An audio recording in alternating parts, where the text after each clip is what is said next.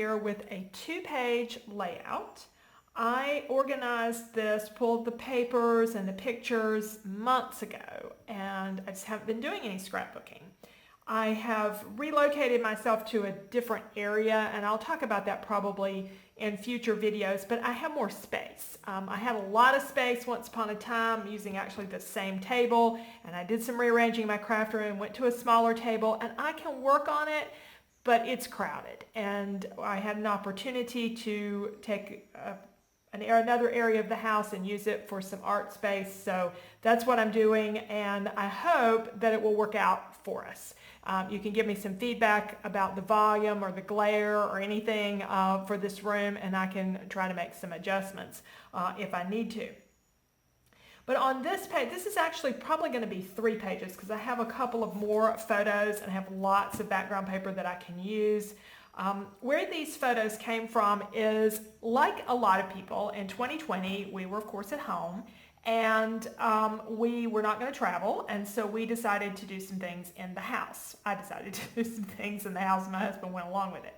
I had been planning for some time to redo the flooring, and the house needed painting on the inside. So, but you know how those things go. Once you start doing things, you end up doing a lot of stuff. And I wanted to do a fairly large project and change a few things in the house, like my bathroom vanity. Redoing the floors necessitated recarpeting the stairs. I had a door that needed replacing. I didn't do much with furniture, but I did a lot of things with finishes. And once upon a time, I had a window treatment business for many years and made custom window treatments, and I had made the ones I already had in the house, and I made replacements for those. So all of those things were a big project for us in the fall of 2020. What I've done with these photos is I pulled out a couple of my favorite things of how everything turned out in the house. One of them are the stairs. I just love this cheetah print carpet. I don't have much animal print, and that's not a big thing for me. I have this, and I recovered one piece of furniture in an animal print, and that's it. But this was the old picture, and which I liked. I thought it was really attractive, and then the new arrangement. It's more modern and just really fun, and it's one of my favorites. And this is probably my favorite thing. If I had to pick one thing that we did, is this vanity. This was the old one, and it's an antique dresser that we turned into a vanity, and I'd had it since we built the house. I have a lot of antiques, basically a lot of old furniture in my house. And the reason is because nobody else wanted it, and it was free. And it was a good way to fill in the gaps in our house for basically low or no cost when we built. So this was one of the pieces that I had, but it's dark. The wallpaper, that was not the original wallpaper in the house. I had added that years ago or changed it years ago, and I really wish then I had just taken it down and gotten rid of wallpaper, but I didn't.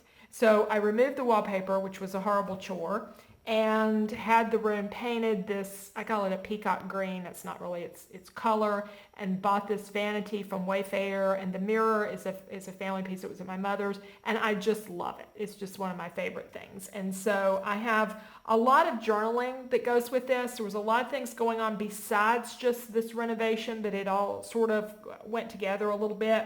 So some of the journaling is going to be visible, and some of it's going to be hidden in the page.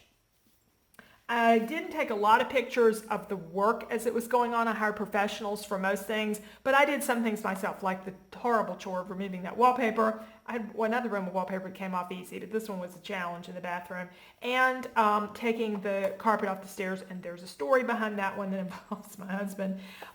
So I've got these photos that I know I want these on the first 2-page spread. I have some photos of window treatments that I did. They're one of another favorite thing, and that's going to go on its own page. The background paper, this is from Stamping Up, and it was a collection. All these pages have floral prints on the other side, but I bought them for the wood grain, and I think that really goes well, since changing the floors was really what started this, was needing to make that upgrade. So I do think, though, that this is a lot of wood grain. So a lot of times with a 2-page spread, I'll maybe cut part of it off and maybe have a title down the side or something. What I'm thinking about doing is actually trimming this paper down and putting another background paper, a cardstock background, but I haven't gone to look at my cardstock and see what matches. I love having this new space to work in, but the drawback to it is I have no storage space. So all my paper is still back in the craft room. So every time I want something, I have to go up there and get it. I have some of my supplies, my watercolor supplies and all are down here, but things like scrapbooking, it's not. So eventually the plan is to make it all in one space, but for now, I'm going back and forth. But on the video, you don't see that part.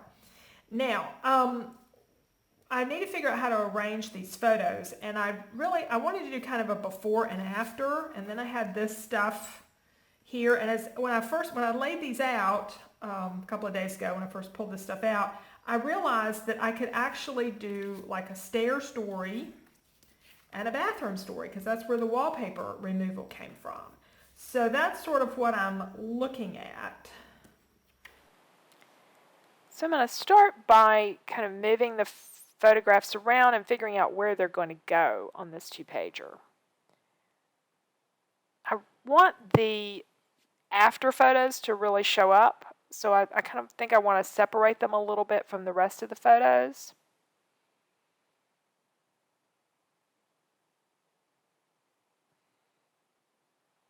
But I can put the before photo and the activity, the wallpaper hanging, the staple removing, together.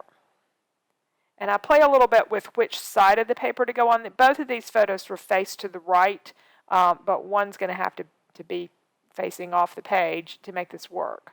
So what I've decided to do is to sort of have like an arced view. You start with the stairs and you kind of work your eye around. These are my various stickers that I've pulled out, and I have some embellishments here that we'll be using. These gold die cuts came also from Stampin' Up. They're the only place I've bought anything from in any time recently. I used gold hardware in that bathroom. I'm really delighted that gold has come back in style, because that's what we had in the early 90s. And I also have some gold paper. So I've got a few things here to play with.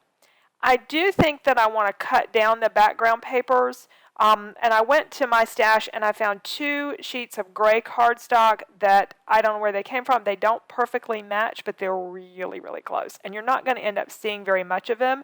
I believe I'm going to have about 3/4 of an inch showing around 2 sides of each page. I've got a lot of journaling, so I'm going to put some of the journaling in a pocket, and that I knew I wanted to reduce the amount of wood grain, and that just makes a pocket for me really easily.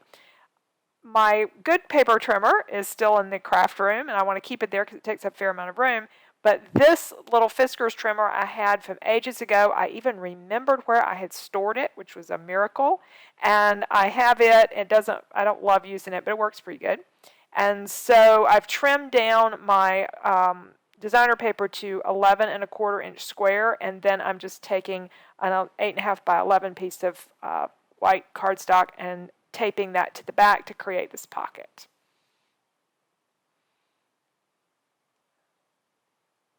And that'll make it easy to insert the journaling that I want for myself. And there's just more detail here than anybody else would care about regarding our home renovation, but it's something I don't want to forget.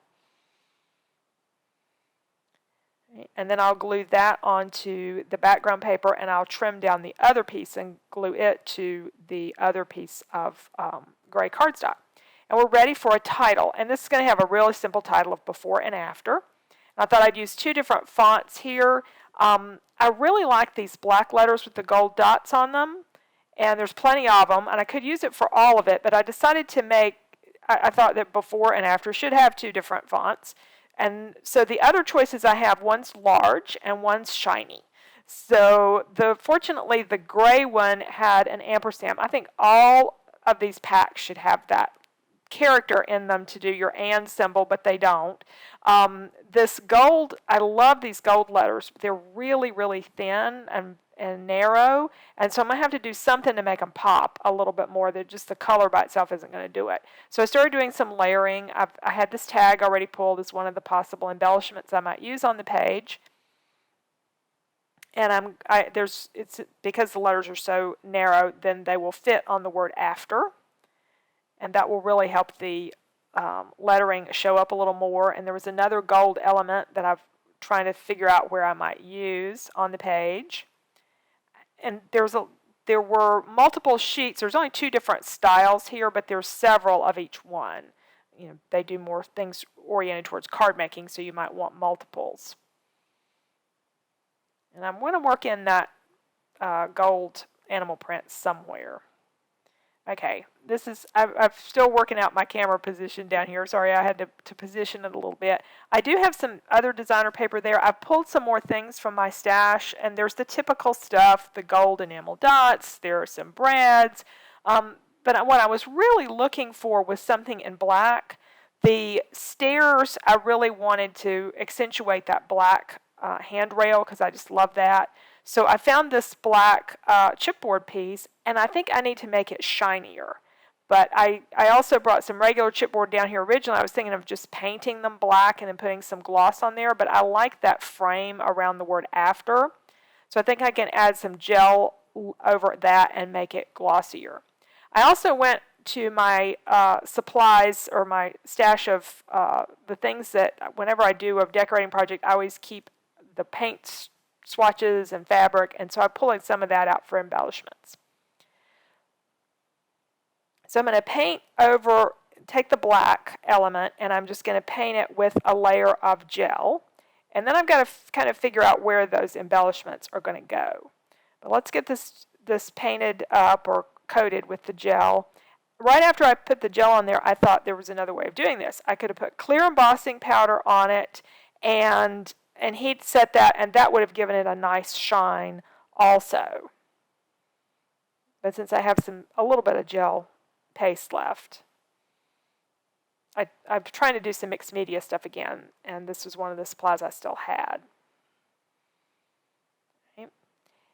And I really like that. It looks so good, and I found another piece that I had pulled out, and I'm going to use it also with my journaling. I'm going to use it kind of as a little tab, so you can pull the journaling out.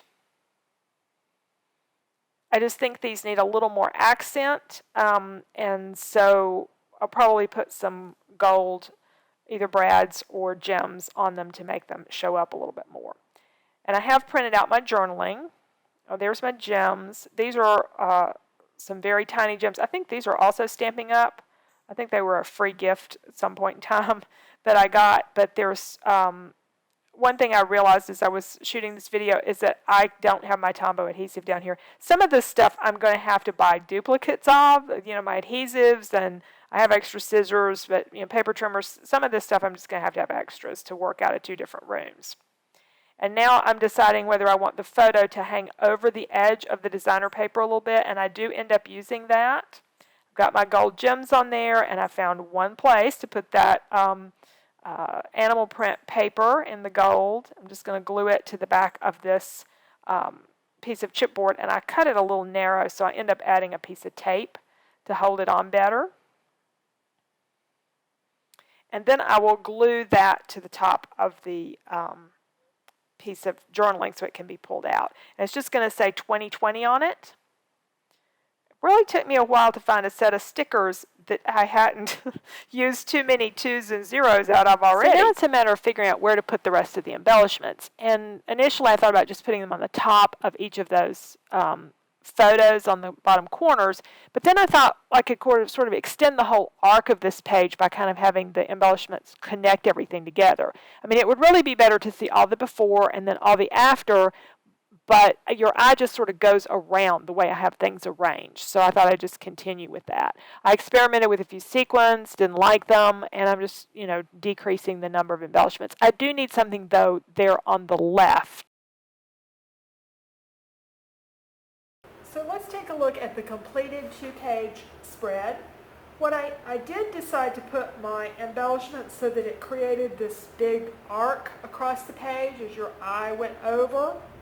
Even though really you want to see kind of the before and then the after, that's just the flow that I felt worked best for the page and gave me a place to put the embellishments in between the photos.